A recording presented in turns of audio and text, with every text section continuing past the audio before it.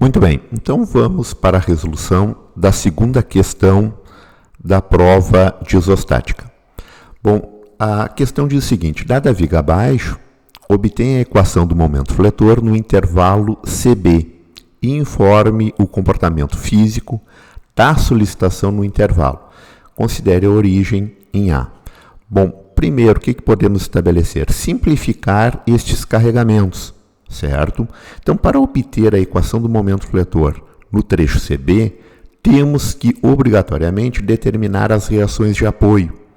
Para obter estas reações de apoio, podemos estabelecer um sistema equivalente, ou seja, simplificar esse carregamento distribuído e o carregamento concentrado por forças de tal maneira que a gente caracterize essas reações de uma maneira mais simples, ok? Estabelecendo um sistema equivalente. Então, vamos lá. Então, primeiro, o que podemos fazer? Podemos ajustar que todo esse carregamento distribuído, que é 1 tonelada força por metro, fique caracterizado por uma força concentrada no centroide. Então, basta multiplicar o 3 vezes 1, vamos ter 3 toneladas força. Então, a primeira simplificação que podemos utilizar é esta. Estabelecer toda a carga distribuída com uma carga concentrada de 3 toneladas força, e aqui vamos manter o valor de 20 toneladas força. Bom, posteriormente a isto, o que podemos ajustar? Estabelecer que esta carga de 3 toneladas e essa carga de 20 toneladas força, qual o efeito que elas irão produzir neste ponto A? Ou seja, a gente vai procurar transferir estas forças, o efeito que essas forças produzem em um determinado ponto. A gente escolheu o A em função da origem, ok? Então, aqui vamos ter esta carga concentrada de 3, ela vai produzir o quê? Uma carga também de 3 no ponto A e também um efeito de rotação, que é 3 vezes o valor 1,5. Esta carga de 20 vai produzir novamente uma carga de 20 toneladas força de cima para baixo e também um momento de 20 vezes a distância aqui, que é o valor 7. Então, estas cargas correspondentes, elas produzirão este efeito na viga. Ou seja, eu vou somar o valor 3 mais o valor 20, 23 toneladas força, e também vou somar o momento correspondente que cada uma destas forças produzem em relação ao ponto A. Então, 3 vezes 1,5, 4,5, e 20 vezes o valor 7, 140. Então, o momento correspondente vai ficar de 144,5 toneladas força metro e o valor de 23 toneladas força. Então, todo esse sistema que tem esse carregamento distribuído produz o mesmo efeito de uma carga concentrada e um momento. Bom, a gente pode simplificar ainda mais, tá? Transformar este momento em um binário que tem o mesmo efeito, ou seja, transformar esta rotação em um momento binário, mas utilizando forças, tá?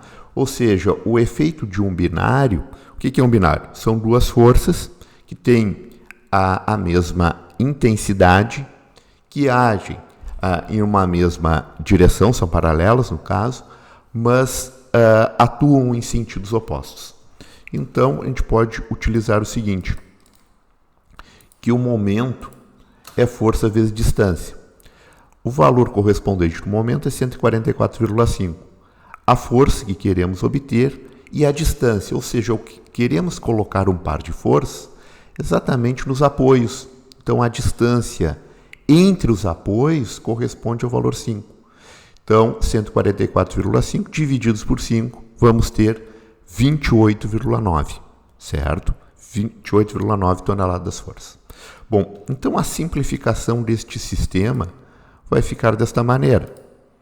Então, vamos ter aqui o valor correspondente de 28,9 e 28,9. Ou seja, esta rotação, que está no sentido horário, irá produzir também duas forças que a sua rotação corresponde ao mesmo sentido horário. Tá? 28,9 e 28,9. Então, de baixo para cima, de cima para baixo, que vai ter exatamente esta mesma orientação. Bom, a partir disso podemos diminuir. Temos esta força daqui, que é o valor de 23. Vamos diminuir aqui com o valor 28,9. Tá?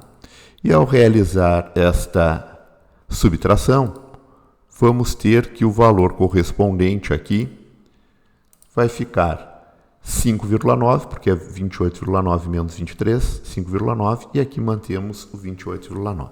Tá? Todos esses sistemas são equivalentes, ou seja, em um primeiro momento não falamos em relação às reações de apoio. Tá?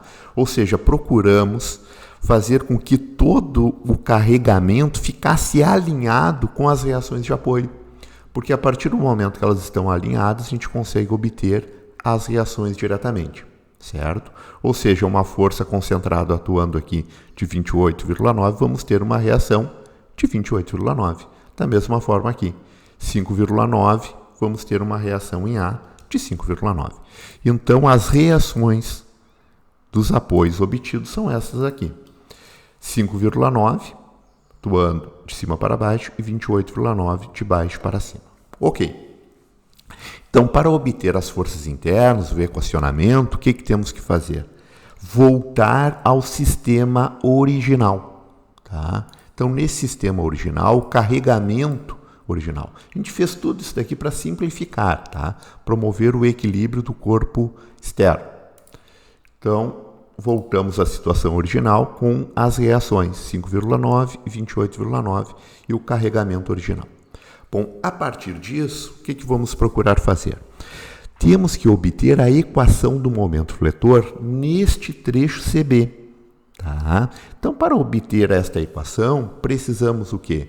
Precisamos obter o momento fletor em um ponto correspondente nesse trecho e a equação do esforço cortante nesse trecho. Sabemos que quando não temos carga, tá, nesse trecho CB, o esforço cortante é constante, certo? E o momento fletor em um determinado ponto. Então é interessante cortarmos aqui a estrutura, pode ser no valor C, e verificarmos o momento fletor em um ponto específico. Tá? Então vamos pensar o seguinte, a partir do momento que a gente corta a estrutura em C, o que irá acontecer? Ao realizar esse corte, temos que promover o equilíbrio desta estrutura. Tá? Então, ao realizar o corte em C, a gente vai observar o quê? Vamos ter um momento fletor e esforço cortante para equilibrar toda esta parte. Tá? Sempre a orientação positiva do momento fletor é no sentido anti-horário, quando visualizamos, quando queremos analisar da esquerda para a direita. Tá? Então, seria no sentido anti-horário. Mas, para equilibrar essa parte da estrutura, ficou no sentido horário. Qual a interpretação física? Que, nesse caso, o valor horário significa que há tração na parte superior da estrutura. Ok? Então, aqui a gente poderia fazer a somatória das forças em Y. A gente vai observar que o cortante vai ficar de baixo para cima. Ou seja, tem que equilibrar toda essa parte daqui. Da mesma forma, o cortante, quando a gente analisa da esquerda para a direita, o cortante positivo, que significa que as seções transversais elas vão deslizar no sentido horário, seria de baixo para cima. Mas, nesse caso, para equilibrar, ficou para cima. O que significa? Que é o cortante negativo. Tá? Então, tanto o fletor como o cortante ficaram negativos.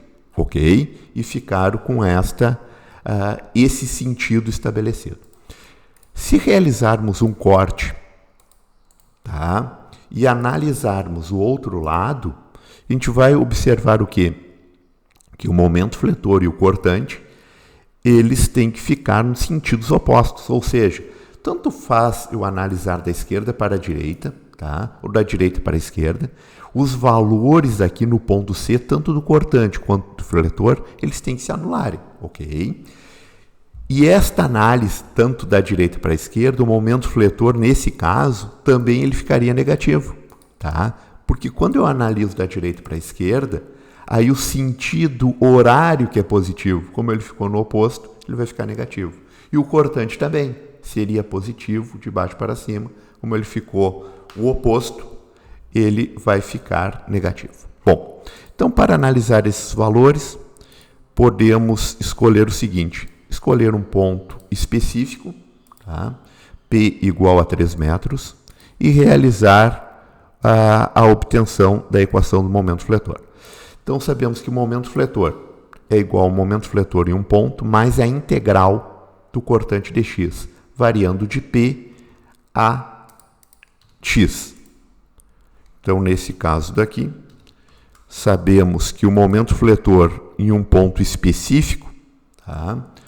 Podemos escolher no ponto C. O momento fletor no ponto C é o valor menos 22,2. Tanto faz a análise da esquerda para a direita ou da direita para a esquerda, vai ficar menos 22,2, porque é o oposto daquilo que estabelecemos como valores positivos.